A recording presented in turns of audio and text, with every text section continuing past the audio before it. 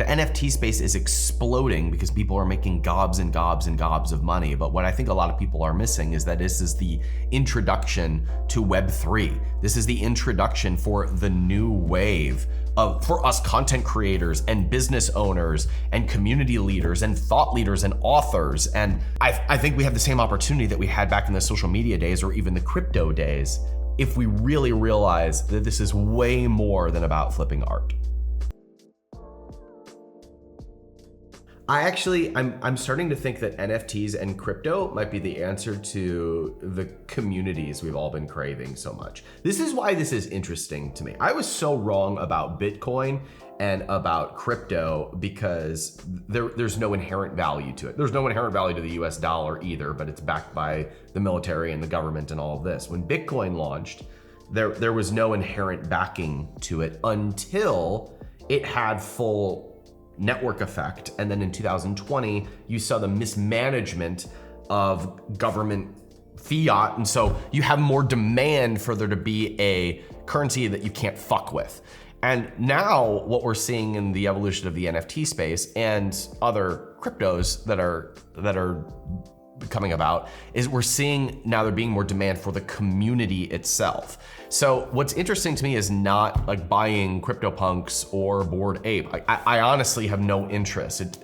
From a collector perspective, I have no interest. From an investment standpoint, has no interest. But the communities that are developing behind them is actually incredibly compelling. It is almost it's a proxy to join something where you have all of these human needs that are met by belonging and status and the common language and knowledge that you have that's different from everybody else. It's almost this response to the divide that we have in the world where we have two camps and you have to agree on everything with this camp and you vote for this person if you're over here. And we're seeing this isolation that we're all feeling because we don't fit into either camp, and we're getting that digitally now. We've got it on social networks for a while, sort of, but even that is now being politicized and taken over. So we're getting it now through NFTs. Here's why.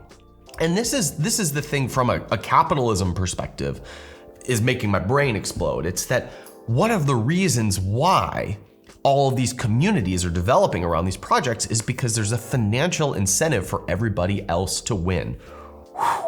That's interesting because it actually brings about this very deep human need, this very deep human desire to give and take care of one another and to feel the sense of belonging in which everybody else has your back. Everybody is talking about the value of the NFTs themselves, and speculators are coming in, and people are making literally millions of dollars within days sometimes.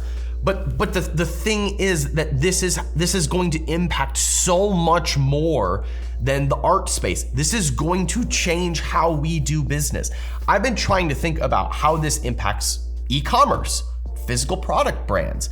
And it's starting to make sense to me that the brands that you love the most, the brands that you buy from their website, can now theoretically do kickbacks in the form of NFTs. Instead of doing reward points or coupons, they'll issue assets to you. Assets that will be stored in your digital wallet, which you can use to purchase things on their site, or you can flip them for a profit depending on what's happening in the community. I mean, imagine this for a second. Remember when you found that brand that you just loved that nobody knew about and you were one of their early customers and you bought a bunch of their products? Well, imagine that when you bought their products, you actually got issued stock in a way in that company. You're now financially incentivized to tell everybody you know that thing that you love is the best in the world, and recruiting your friends to buy this thing and be early investors in this private company. As that business then grows, there is now an asset that is being built in the form of the kickback that you got for being early on that business. I don't know how that plays out. I'm not sure what the economics are going to look like, but I'm pretty certain that the businesses who win in the next round are going to be the ones that allow their early customers to participate in the growth of the business in some sort of NFT way, because it's very much like stocks, except it's completely decentralized and you need no trust in order to make the decision. You just buy the stuff that you already like. I think that's gonna be it, which is super scary, by the way, because you can't be a selfish asshole and still win. You have to think about what is completely best for the customer.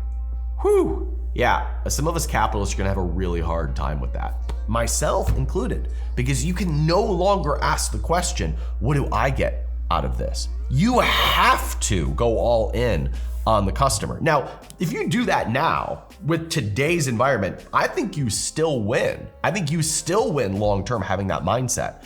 But now it's not even gonna be an option. It's gonna be happening so fast, and the people who give the most to the target people that they can help the most are gonna be the ones that win. And strangely, they may not even get any status for it. The people who get status for it will be the buyers, will be the consumers. The people who started the project, who started the business, they may not get the accolades anymore. You may not even get accolades for being a great entrepreneur anymore. You may just only get accolades for being early in the businesses that create the most value, which means that all of the value will be in doing the things that create the most good for the world and waiting for the people who are the influencers to discover you and acknowledge the fact that you are creating the most value for everybody else. The whole economics of the planet shifts at that point to just a give economy. That's wild. It's wild, and it's purely capitalist. It is the most pure form of capitalism I've ever seen. The implications of this are first of all, you will almost be forced to focus on the things that you're naturally good at and that you actually enjoy. It forces you into a lane in which you have to create from a place of abundance. It's like it eliminates work scarcity. Like it eliminates having to go work for somebody else. It actually incentivizes you to just create and grow and do your thing. And it also creates an economy in which the people who are buyers are actually expecting to profit or make money from participating in something. And the owners or the founders themselves are participating on the same level as the consumers themselves, which is wild, because on the surface it sounds very anti-capitalist or communist even, but it's all voluntary, and the incentives actually line up to incentivize people to do it in that way and actually make money in that way, because the more that your users win, the more you will win as well. You just can't win in comparison to them. You have to win as a team rather than winning at their expense.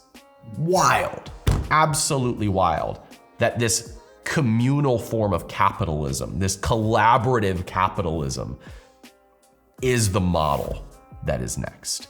I went down this rabbit hole by buying Gary V's NFTs. I spent like 75 grand on them. And right now I'm up like 3x or 4x on them, but I didn't buy for the ROI. I bought for what the underlying service was, which was my first like braingasm into, oh, this is what the new wave of business is going to look like. So if you want to see why I did that, just watch this video or don't.